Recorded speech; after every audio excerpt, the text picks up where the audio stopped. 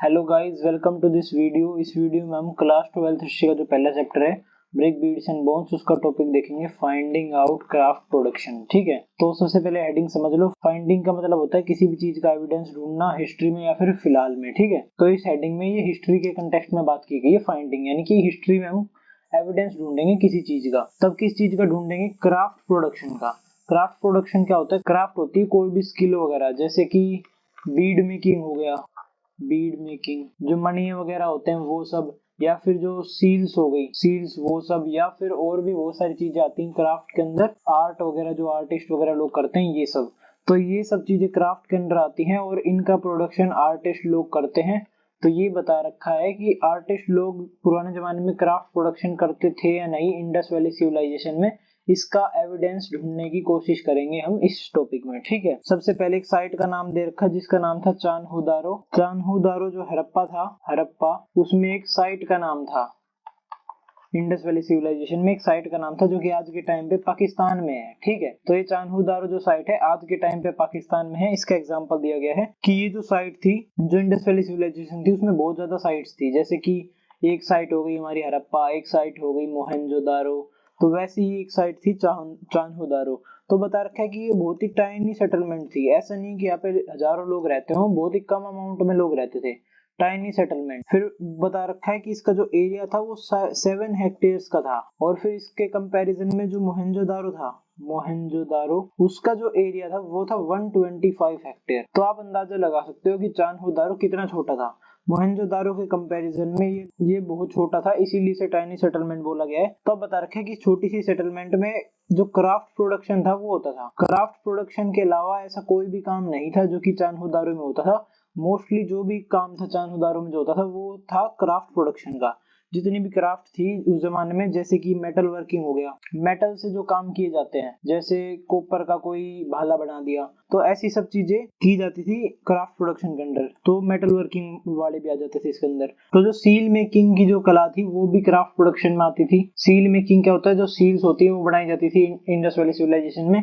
इस चैप्टर का जो पहला टॉपिक है इंट्रोडक्शन का, उसमें मैंने बता दी थी सील्स क्या होती हैं। सील्स यानी अभी बता देता हूँ, जो स्टैंप वगैरह होती थी उस जमाने में, कोई भी एक चीज होती थी जिसपे किसी भी जानवर की शक्ल बना दी, ये मान लो कोई जानवर है, अरे ये तो कुछ और बन गया, फिर भी मान लो जानवर है। फिर उसके बाद कोई भी हैंड राइटिंग वगैरह लिख रखी इधर, तो ये सब ऐसे सील्स होती थी। और इन सील्स का काम था डॉक्यूमेंट्स पे सिग्नेचर का, इन पे इंक लगा के डॉक्यूमेंट पे छाप दिया जाता था और फिर एक स्टैंप का काम करती थी। ठीक है, तो ये सील्स भी बनाई जाती थी इंडस वैली सिविलाइजेशन में क्राफ्ट प्रोडक्शन के अंडर, चान्होदारो में। ठीक है, उसके बाद क्राफ्ट प्रोडक्शन में क्या जाता था? उसके बाद जाती थी बीड मेकिंग। बीड क्या होती है? जो मणि वगैरह होते हैं, तुम माला वगैरह बना के हाथ वगैरह में या फिर गले वगैरह में पहनते हो, उन्हें बोलते हैं बीड। तो ये बीड्स भी बनाई जाती थी, तो इस स्किल का नाम था बीड मेकिंग। फिर उसके बाद चौथा जो क्राफ्ट था वो था weight making. Weight making, weight making क्या होता है? उस जमाने में वेट नापने के लिए पत्थरों का यूज किया जाता था। वेट नापने के लिए किसी भी ऑब्जेक्ट का स्टोन्स का यूज किया जाता था। अब हर जगह पे सेम स्टोन हो, मेजरमेंट अच्छे तरीके से हो, फेयर मेजरमेंट हो, इसीलिए जो स्टोन्स होते थे उनको हर जगह इक्वल रखा जाता था। यानी कि कोई एक दो जगह होती थी वहां पे स्टोन्स बनाए जाते थे और उधर से पूरी इंडस वैली सिविलाइजेशन में भेजे जाते थे। ठीक है, तो इक्वल अमाउंट्स के स्टोन होते थे कि मतलब 5-5 किलो के इतने इतने स्टोन बन रहे हैं और वो हर जगह जा रहे हैं। फिर उसके बाद 10-10 किलो के इतने इतने बन रहे हैं और वो हर जगह जा रहे हैं। तो ऐसे इक्वल अमाउंट में स्टोन्स होते थे और वो हर जगह पहुंचते थे और वहां पे वेट का काम करते थे। ठीक है, तो ये भी एक क्राफ्ट में आता था, वेट मेकिंग। तो 4 तरह की क्राफ्ट थी जो कि चान्होदारो में की जाती थी। फिर उसके बाद बता रखा है जो क्राफ्ट थी इनकी स्पेशलिटी क्या थी, यानी कि किसी भी जगह कोई काम हो रहा है तो उसकी कोई ना कोई खास बात होगी। तो सबसे पहली खास बात है जो रॉ मटेरियल्स यूज होते थे। रॉ मटेरियल्स किसमें? बीड मेकिंग में। तो बीड मेकिंग में जो रॉ मटेरियल्स यूज होते थे वो बहुत ज्यादा वेराइटी के थे। ऐसा नहीं है कि भाई किसी एक दो रॉ मटेरियल से, भाई किसी दिन कॉपर से बना दी, किसी दिन सिल्वर से बना दी और उसके अलावा कोई बीड नहीं बना रहे हैं किसी और टाइप की। वेराइटी बहुत ज्यादा थी। एग्जाम्पल दिया गया है कि जैसे कि स्टोन से बनाई जाती थी, मेटल से बनाई जाती थी और अदर मटेरियल से भी बनाई जाती थी।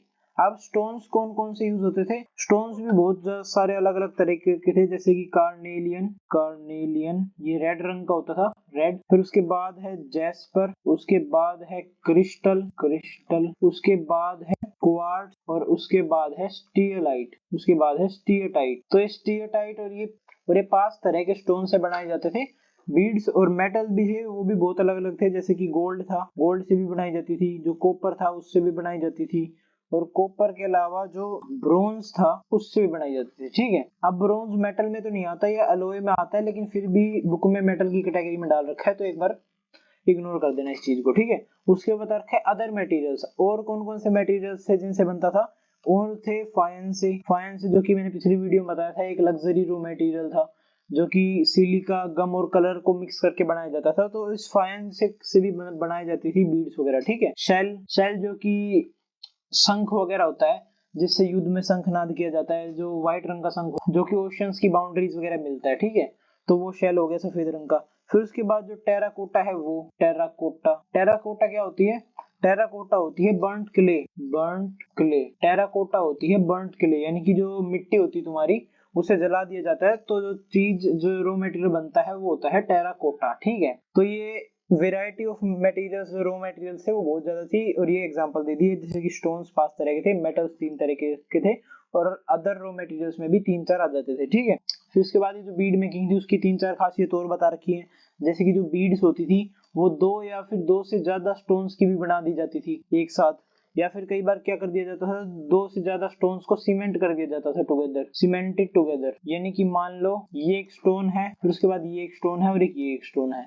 अब एक तो ऐसा हो सकता है कि भाई इस टाइप के जो स्टोन्स हैं, इस टाइप के, इन सबको जोड़ दिया जाए और एक बीड बना दी जाए, लेकिन एक ऐसा भी हो सकता है कि भाई इन तीनों को जोड़ के एक अलग टाइप की बीड बनाई जाए, जिसमें ए स्टोन भी है, बी स्टोन भी है, सी स्टोन भी है, तो ये ज्यादा अट्रैक्टिव लगती है देखने में। तो ये सब इंडस वैली सिविलाइजेशन के लोगों ने सोचा, और उन्होंने क्या किया, इन तीनों को आपस में सीमेंट करके एक कॉमन स्टोन बना दिया, जैसे कि ये ऐसे हो गया, फिर उसके बाद ये ऐसे हो गया, और फिर ये ऐसे हो गया, तो इन दोनों को जोड़ के कॉमन स्टोन बन गया, और इस कॉमन स्टोन के बहुत सारे सैंपल्स लेके एक बीड बना दी। ऐसे ही बहुत सारे कॉमन स्टोन्स ले लिए और उनकी बीड बना दी, तो यानी कि बहुत सारे 3-4 स्टोन्स जो अलग अलग होते थे उनको भी आपस में जोड़ के एक नई बीड बना देते थे हड़प्पा वाले। ये इनकी खासियत थी। ठीक है, इनकी बीड मेकिंग की खासियत। अब और जानते हैं। तो उसके बाद बता रखा है कई जो स्टोन्स होते थे जिनसे बीड बनाई जाती थी, कई बार उनके ऊपर गोल्डन कैप भी होती थी। गोल्डन कैप यानी कि गोल्डन जो लेयरिंग कर देते हैं चारों तरफ। कोई भी ये मान लो ऑब्जेक्ट है, कोई भी ये मान लो स्टोन है, तो इस स्टोन के चारों तरफ एक पतली सी जो गोल्ड है उसकी लेयर लगा देंगे, और जिससे बाहर से ऐसा लगे कि भाई ये गोल्ड का बना हुआ है। तो ये लेयरिंग वाला काम हड़प्पा वाले लोग भी समझते थे, और वो बीड्स के चारों तरफ सोना लगा देते थे, जिससे वो ज्यादा अट्रैक्टिव बन जाती थी लोगों की नजरों में। ठीक है, गोल्डन कैप। ठीक है, उसके बाद बता रखा है जो बीड्स होती थी इनकी शेप्स के बारे में। तो शेप्स भी बहुत ज्यादा अलग अलग प्रकार की होती थी, जैसे कि डिस्क शेप्ड होती थी कई सारी, डिस्क शेप्ड यानी कि कुछ इस प्रकार की लंबी सी डिस्क जैसी। ठीक है, उसके बाद बहुत सारी और कैसी होती थी, सिलिंड्रिकल होती थी, सिलिंड्रिकल यानी सिलेंडर की शेप में, और उसके बाद होती थी स्फेरिकल यानी कि गोल। उसके बाद होती थी कैसी, बैरल शेप्ड को तुम सिलेंड्रिकल जैसे ही मान लो, क्योंकि जो ड्राम वगैरह होते हैं, बैरल वगैरह होते हैं जिनमें की शराब वगैरह या फिर तेल वगैरह डाला जाता है, तो सिलेंडर की शेप जैसा ही होता है। ठीक है, तो बैरल शेप्ड को तुम सिलेंड्रिकल शेप्ड भी मान सकते हो। उसके अलावा और कैसी शेप होती थी, और सेगमेंटेड नाम की भी एक शेप होती थी, सेगमेंटेड यानी कि कोई भी मान लो ये बीड है, तो इसमें बहुत छोटे से ऐसे छोटे लंबे से सेगमेंट होते थे, जिससे वो और ज्यादा अट्रैक्टिव लगती थी। तो सेगमेंटेड टाइप की भी एक बीड होती थी। तो ऐसे 3-4 टाइप की बीड होती थी, अलग अलग वेरायटी देखने को मिलती थी, जिससे कि उधर की जो बीड मेकिंग की कला थी वो बहुत ही ज्यादा अच्छी थी, ये पता चलता है हमें। ठीक है, उसके बाद बता रखा है कुछ बीड्स ऐसी होती थी जिन्हें डेकोरेट किया जाता था बहुत अलग अलग टेक्निक से, और उन टेक्निक्स का नाम दिया गया है डेकोरेट करने की टेक्निक्स, जैसे कि इनसाइजिंग यानी कि उसे काटना, अंदर से चाकू वगैरह डाल के किसी भी बीड के स्टोन वगैरह को अंदर से काटना, ताकि वो थोड़ा सा और डेकोरेटिव लगे। या फिर पेंटिंग कर देते थे, जो बीड्स होती थी उन पे अलग अलग रंग के पेंट लगा देते थे, जिससे कि वो और सुंदर और अट्रैक्टिव लगते थे।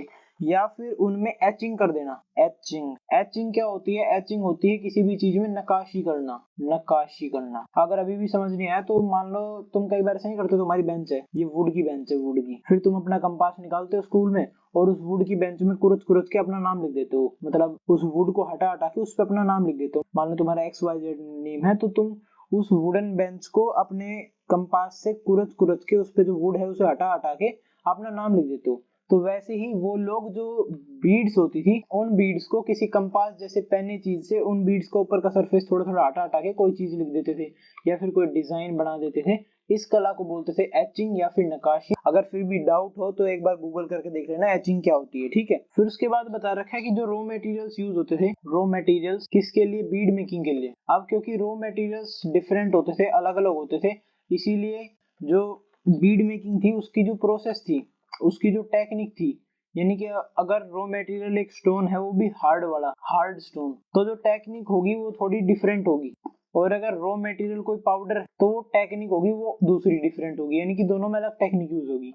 बना बेशक हम बीड ही रहे हैं लेकिन टेक्निक अलग अलग यूज होगी based on the raw material. तो ये बात बताएगी। जैसे कि फिर एग्जांपल दिया गया है, एक स्टोन है जिसका नाम है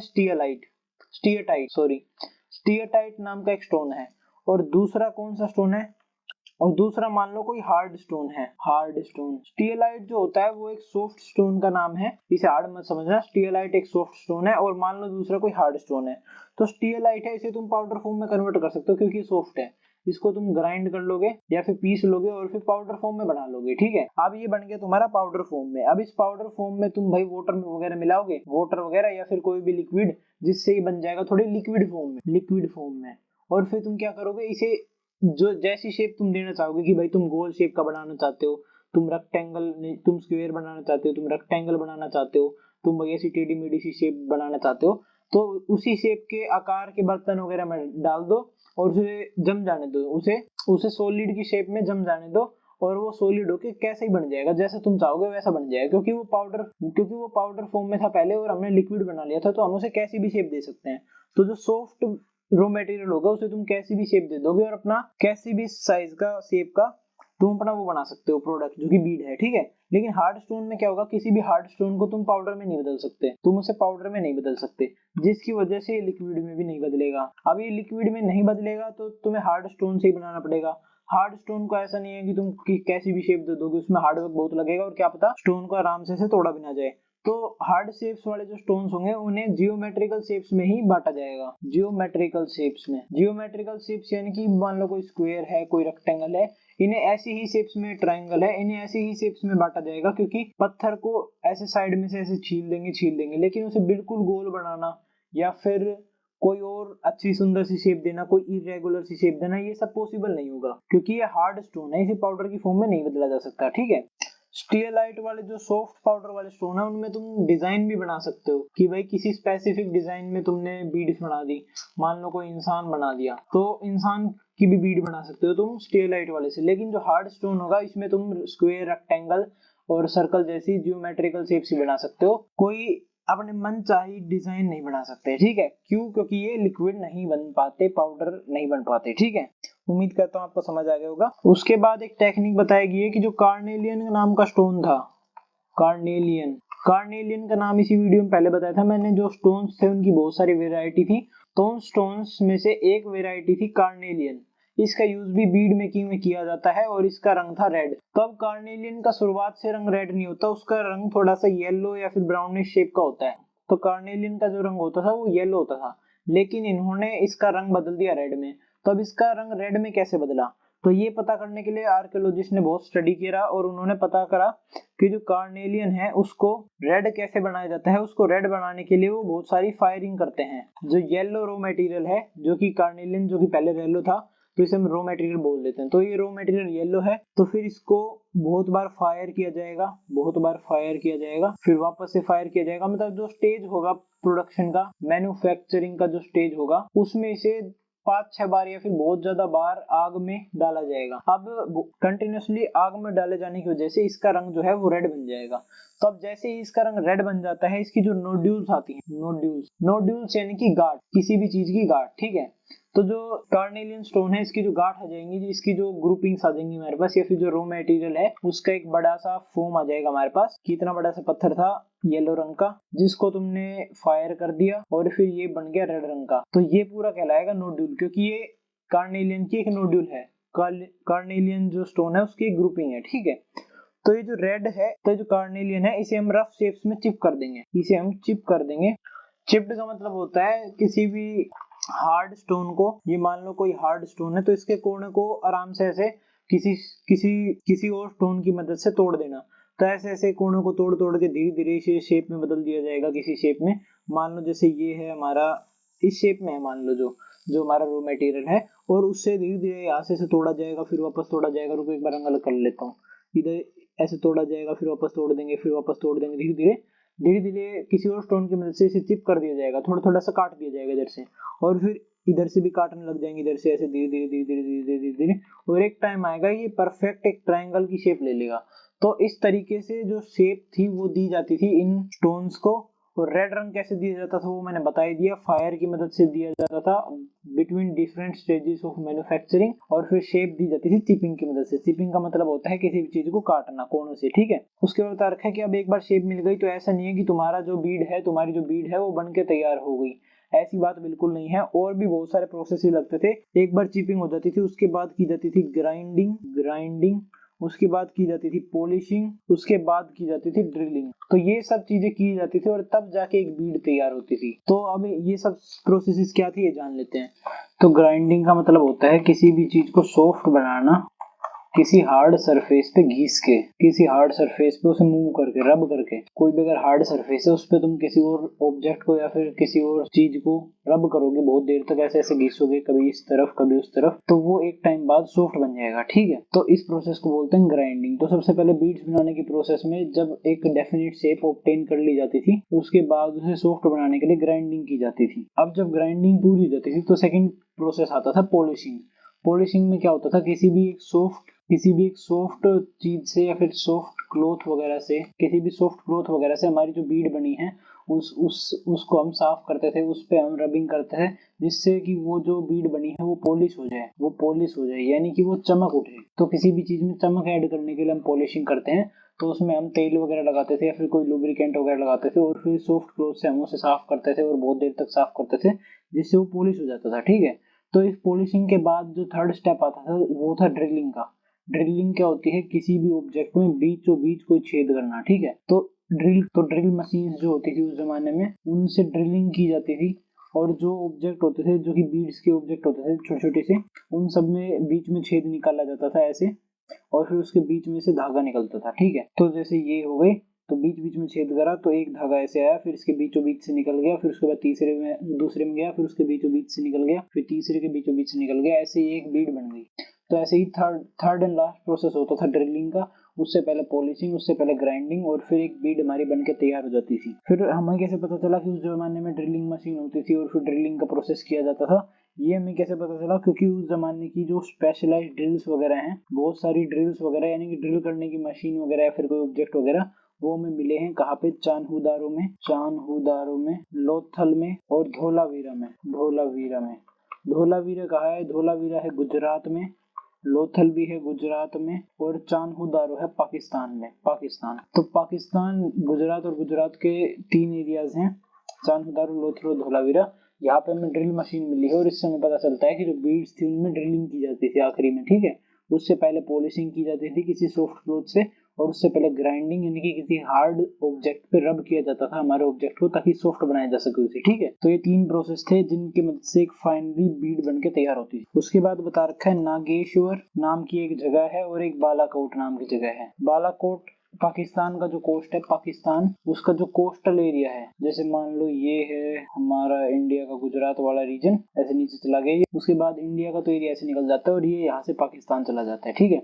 तो जो पाकिस्तान ऐसे चला गया तो इसके कोस्टल एरिया में एक साइट है जिसका नाम है बालाकोट, और फिर एक नागेश्वर नाम की साइट है गुजरात के कोस्ट पे। तो नागेश्वर नाम की साइट इधर से आ जाएगी, गुजरात के कोस्ट पे नागेश्वर। और ये दोनों साइट किस चीज के लिए फेमस है, ये दोनों साइट है शेल ऑब्जेक्ट्स को बनाने के लिए फेमस।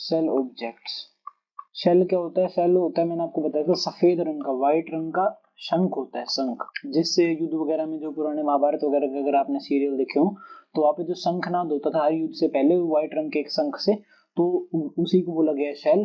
तो इन शेल से भी बहुत सारे ऑब्जेक्ट्स बनाए जाते थे। और ये शेल कहाँ पे मिलते हैं, ये मिलते हैं ओशियंस में। तो ओशियन कोस्ट पे जो एरिया थे नागेश्वर और बालाकोट, ये बिल्कुल परफेक्ट साइट बन जाती थी शेल ऑब्जेक्ट बनाने के लिए, क्योंकि पास में ये रॉ मटेरियल मिल जाएगा ओशियन से, और फिर उनसे ऑब्जेक्ट बना लिए जाते थे। एग्जाम्पल बताए गए हैं, एग्जाम्पल हैं जैसे कि बैंगल्स यानी कि जो कड़े वगैरह होते हैं जो लड़कियां पहनती हैं वो सब, फिर उसके बाद है लेडल्स। लेडल्स यानी कि जो बड़ी स्पून होती थी, big spoon for serving soup. जो सूप होता है उसको सर्व करने के लिए जो बड़ी सी चम्मच होती है, ये चम्मच थोड़ी ज्यादा अच्छी बन गई, माफ कर देना। तो जो बिग स्पून होती थी सूप सर्व करने के लिए उसे बोलते थे लेडल्स। तो ये लेडल्स भी बनाई जाती थी सेल ऑब्जेक्ट्स की, सेल से बनाई जाती थी, ठीक है। और उसके बाद तीसरी चीज बताई गई है इनलेज। इनलेज क्या होते हैं, किसी भी ऑब्जेक्ट वगैरह में बहुत सारी चीजें अंदर डाल दी जाती हैं, उन्हें बोलते हैं इनलेज। तो अभी समझ नहीं आएगा, मैं बताता हूँ। जो ताजमहल है, ताजमहल, अगर आपने ताजमहल की जो वॉल्स हैं, जो दीवारें हैं ताजमहल की, अगर वो ध्यान से देखी हो, तो मान लो ये दीवार है ताजमहल की, तो उसमें बहुत सारे मनी ऐसे डाल रखे हैं उसके अंदर, या फिर बहुत सारे डायमंड्स वगैरह वो भी लगा रखे हैं ताजमहल की दीवारों में। और बहुत सारे जो स्टोन्स हैं प्रीशियस, महंगे महंगे, वो बहुत सारे महंगे स्टोन्स उसके अंदर फिट कर रखे हैं। एक दीवार के अंदर बहुत सारे महंगे महंगे अलग अलग तरीके के स्टोन ऐसे लगा रखे हैं, जिससे वो चमकीली सी दीवार लग रही है और बहुत सुंदर लग रही है, अट्रैक्टिव लग रही है। तो जितनी भी चीजें लगा रखी हैं, इन सब चीजों को बोलते हैं इनलेज, ठीक है। यानी कि जो भी चीज किसी भी चीज के अंदर लगती हो, जैसे दीवार के अंदर लग रखे हैं, तो उन्हें बोलते हैं इनलेज, ठीक है। ताजमहल की जो छत है, जो रूफ है, उसे अगर आप देखोगे उसमें बहुत रंग बिरंगे से अलग अलग तरीके के, अंदर से जाके देखते हैं तो अलग अलग तरीके के बहुत सारे वो लगा रखे हैं, क्या कहते हैं, स्टोन्स लगा रखे हैं चमकीले से, ठीक है। तो वो स्टोन्स हो गए यहाँ पे इनलेज। तो वैसे ही जो शेल ऑब्जेक्ट्स शेल होते थे, उनसे बनाए जाते थे इनलेज, सफेद सफेद रंग के, जो कि अट्रैक्टिव बनाते थे किसी भी चीज को। तो वो सब भी बनाया जाता था बालाकोट और नागेश्वर में। यहाँ पे अगर वापस से एक बार रिवाइज करा देता हूँ, बालाकोट और नागेश्वर कोस्टल साइट्स थी, एक गुजरात में थी और एक पाकिस्तान के कोस्ट में थी। दोनों में शेल ऑब्जेक्ट्स बनते थे। 3 टाइप के शेल ऑब्जेक्ट्स बताए गए हैं, बैंगल्स यानी कि कड़े, लेडल्स यानी कि big spoon for serving soup, और इनलेज मैंने बताई दिया किसी भी चीज में लगने वाली चीजें। उसके बाद एक सब टॉपिक दे रखा है आइडेंटिफाइंग सेंटर ऑफ प्रोडक्शन। तो जो सेंटर्स ऑफ प्रोडक्शन होते थे उन्हें आइडेंटिफाई करने का तरीका, ठीक है। तो जो क्राफ्ट प्रोडक्शन था उसके बहुत सारे सेंटर्स। आर्कियोलॉजिस्ट अब उनको पता करने के लिए क्या यूज करते हैं, तो मतलब पुराने जमाने में क्राफ्ट प्रोडक्शन की जो साइट्स थी वो थी या फिर नहीं, ये सब पता करने के लिए आर्कियोलॉजिस्ट क्या चीजें ढूंढते हैं, वो ढूंढते हैं रॉ मटेरियल्स। आर्कियोलॉजिस्ट बोलते हैं कि भाई जहाँ पे रॉ मटेरियल्स मिल गए लार्ज स्केल में, हम समझ जाएंगे कि आपकी यहाँ पे क्राफ्ट प्रोडक्शन का काम होता था। वो बोलते हैं कि जहाँ पे बहुत सारे स्टोन नोड्यूल्स मिल गए। नोड्यूल्स क्या होता है, किसी भी चीज की ग्रुपिंग या फिर गांठ वगैरह मान लो, तो जहाँ पे बहुत सारे स्टोन एक साथ रखे हुए मिल गए किसी भी जगह पे जहाँ पे पहाड़ वगैरह ना हो और वहां पे स्टोन मिल रहे हैं, तो इसका मतलब समझ जाना चाहिए कि वो स्टोन कहीं से मंगाए गए हैं और फिर उनका कोई पर्पस होगा, जिसकी वजह से मंगाए गए हैं, पर्पस होगा क्राफ्ट प्रोडक्शन। तो इस तरीके से पता किया जा सकता था। फिर जो शेल वगैरह होते हैं, तो अब कहीं पे भाई शंख वगैरह बहुत ज्यादा अमाउंट में हो, तो अब शंख होते हैं ओशियंस की बाउंड्री पे जो कोस्ट वगैरह होते हैं वहां पे। अब ये शंख मिल रहे हैं मोहनजोदारो में, जो कि बिल्कुल बीचों बीच है, तो वहां पे ओशन के शंख क्या काम कर रहे हैं, तो ये क्वेश्चन भी आता है। तो अब वो क्या काम कर रहे हैं, वो काम कर रहे हैं रॉ मटेरियल का, ताकि क्राफ्ट प्रोडक्शन हो सके। तो एक तो ये हो जाता है। फिर उसके बाद और क्या बताए गए हैं, और बताए गए कॉपर ओर। तो कॉपर ओर यानी कि जो कॉपर था वो मिनरल मिल रहा है कहीं पे, तो वो बोलते थे कि जो कॉपर था वो तो इंडस वैली सिविलाइजेशन में मिलता ही नहीं था। वो कहाँ से लाते थे, खेतड़ी वगैरह से इंपोर्ट कराते थे, जो राजस्थान का एरिया है खेतड़ी, उससे या फिर साउथ एरिया से इंपोर्ट कराते थे कॉपर को। तो फिर अंदाजा लगाया जा सकता है कॉपर यहाँ पे क्या कर रहा है, तो इससे अंदाजा लगाया जाता था कि भाई क्राफ्ट प्रोडक्शन का काम कर रहा होगा कॉपर यहाँ पे। फिर उसके बाद अगर टूल्स मिलते हैं, जैसे कि अभी थोड़ी देर पहले बताया था ड्रिल मशीन मिली, तो ड्रिल वगैरह का क्या काम है, बीड मेकिंग में काम है, तो इससे हमें पता चल जाएगा कि भाई क्राफ्ट प्रोडक्शन हो रही थी। या फिर वहां पे मिल जाए अनफिनिश्ड ऑब्जेक्ट। मान लो तुम बीड बना रहे हो और अब तुम्हारी एक बीड गलत बन गई, तो तुमने उसे पूरा करे बिना रख दिया साइड में, और फिर भाई हजारों साल बाद वो बीड किसी और को मिली, जैसे कि हमने खुदाई वगैरह की तो हमें बहुत सारी बीड्स मिली हैं जो कि अनफिनिश्ड है, पूरी तरीके से बनाई नहीं गई। तो अंदाजा लगाया जा सकता है भाई यहाँ पे क्राफ्ट प्रोडक्शन होगा, ये अनफिनिश्ड पार्ट यहाँ पे छूट गया होगा। फिर एक अंदाजा लगाया गया है रिजेक्ट्स भी वही चीज होती है भाई, खराब बन गई तो तुमने छोड़ दी और फिर बाद में किसी को मिल जाए, तो वो समझेगा कि भाई पहले यहाँ पे कोई काम चलता होगा और फिर ये खराब बन गई हुई तो इसे छोड़ रहने दिया होगा, ठीक है। उसके बाद है वेस्ट मटेरियल। जो वेस्ट मटेरियल है, आर्कियोलॉजिस्ट ने वेस्ट मटेरियल को one of the best indicator माना है क्राफ्ट वर्क का, कि मतलब किसी भी जगह पे अगर पता करना है कि क्राफ्ट वर्क है कि नहीं, तो सबसे पहले वहां पे देख लो कि वेस्ट मटेरियल है कि नहीं। तो मान लो जैसे स्टोन है, तब किसी स्टोन से तुम बना रहे हो क्या, तुम बना रहे हो बीड, तो वैसा तो है नहीं कि पूरा का पूरा स्टोन यूज कर लोगे। स्टोन के मान लो जैसे स्टोन है, तो इस स्टोन को तुमने ट्रायंगल में बदलना है, तो इसके बहुत सारे पीसेस करके ऐसे एक ट्रायंगल बनाओगे। तो अब ये जितना भी पार्ट था व्हाइट रंग का, ये पार्ट गया तुम्हारा वेस्ट अमाउंट में। अब ये एक ऑब्जेक्ट पे वेस्ट गया है, अब ऐसे तुमने बनाए मान लो 100, तब 100 बनाए तो 100 गुना हो जाएगा तुम्हारा वेस्ट। तो अब एक जगह पे बहुत ज्यादा स्टोन वेस्ट मिलेगा तो आर्कियोलॉजिस्ट समझ जाएंगे कि भाई यहाँ पे स्टोन से कोई बीड्स वगैरह या फिर कुछ क्राफ्ट प्रोडक्शन का काम किया गया होगा, ठीक है। तो सेम चीज हर एक पे लागू होती है। तो वेस्ट मटेरियल सबसे बेस्ट तरीका माना जाता है अगर तुम्हें क्राफ्ट प्रोडक्शन की जो साइट्स हैं उन्हें आइडेंटिफाई करना है तो, ठीक है। फिर उसके बाद बता रखा है जो वेस्ट मटेरियल है, अनफिनिश्ड ऑब्जेक्ट हैं, रिजेक्ट्स हैं, और जो कॉपर का ओर है, टूल्स हैं, ड्रिल्स वगैरह, और ये जो सेल ऑब्जेक्ट्स वगैरह मिले हैं, ये हमें मोहनजोदारो और हड़प्पा में भी मिले हैं, हड़प्पा में। तो इससे एक अंदाजा लगाया है हिस्टोरियंस ने कि जो काम होता है, ये जो काम है किसका, क्राफ्ट प्रोडक्शन का, ये जो काम है ये यहाँ पे भी हुआ होगा हड़प्पा और मोहनजोदारो में। ये अंदाजा लगाया है और ये बिल्कुल सही अंदाजा है, क्योंकि भाई किसी भी जगह पे अनफिनिश्ड ऑब्जेक्ट क्या करेंगे, अगर तुम जूते बनाते हो तो वहां पे जूतों के हिस्से मिलेंगे, वरना तुम्हारे घर पे जूते के हिस्से क्यों मिलेंगे, कोई कारण होगा। उसके पीछे का कारण यही होगा कि भाई तुम जूते बनाते हो, ठीक है। तो बस इस वीडियो में इतना ही। इसमें हमने जान लिया कि भाई कैसे पता किया गया था पहले के जमाने में कि क्राफ्ट प्रोडक्शन होता था कि नहीं, और फिर होता तो कैसे होता था, हमने क्वालिटीज जान ली। फिर हमने चान्हू के बारे में पढ़ा स्टार्टिंग में, चान्हू के बारे में कि वहाँ पे ये सब होता था क्राफ्ट प्रोडक्शन का काम। फिर उधर की जो बीड्स वगैरह थी उसकी क्या खासियत थी, क्या बुराइयां थी, और जो क्या प्रोसेस था बनने का, ये सब भी हमने पढ़ लिया। और फिर उसके बाद आर्कियोलॉजिस्ट ने जो कार्नेलियन स्टोन उसका रंग रेड रंग का क्यों होता है, ये सब के पीछे का कारण भी पता किया। फिर उसके बाद जो ग्राइंडिंग, पॉलिशिंग, ड्रिलिंग नाम के प्रोसेस थे, 3 प्रोसेस से जो बीड थी वो पूरे तरीके से बनती थी, तो ये तीनों प्रोसेस भी हमने जान लिए। उसके बाद हमने नागेश्वर और बालाकोट नाम की जो 2 जगह हैं, एक है गुजरात में, एक है पाकिस्तान के कोस्ट में, यहाँ पे शेल ऑब्जेक्ट्स बनते थे, ये भी हमने देख लिए। उसके बाद हमने देख लिया कि कैसे सेंटर्स ऑफ प्रोडक्शन को आइडेंटिफाई किया जाता है, सेंटर ऑफ प्रोडक्शन। तो सेंटर ऑफ प्रोडक्शन को कैसे आइडेंटिफाई करते हैं, ये प्रोसेस भी हमने देख लिया, जिसमें waste material, unfinished objects, rejects, tools, copper और शेल, ये सब चीजें ढूंढी जाती हैं, और अगर वो मिल जाती हैं तो वहां पे एक सेंटर ऑफ प्रोडक्शन था, ये हम मान लेते हैं, ठीक है। आखिरी में बताया गया कि मोहनजोदारो में भी था, हड़प्पा में भी था। तो बस ये टॉपिक यहीं पे खत्म हो जाता है। अगर आपको वीडियो अच्छी लगी हो तो लाइक शेयर सब्सक्राइब कर देना। Thank you.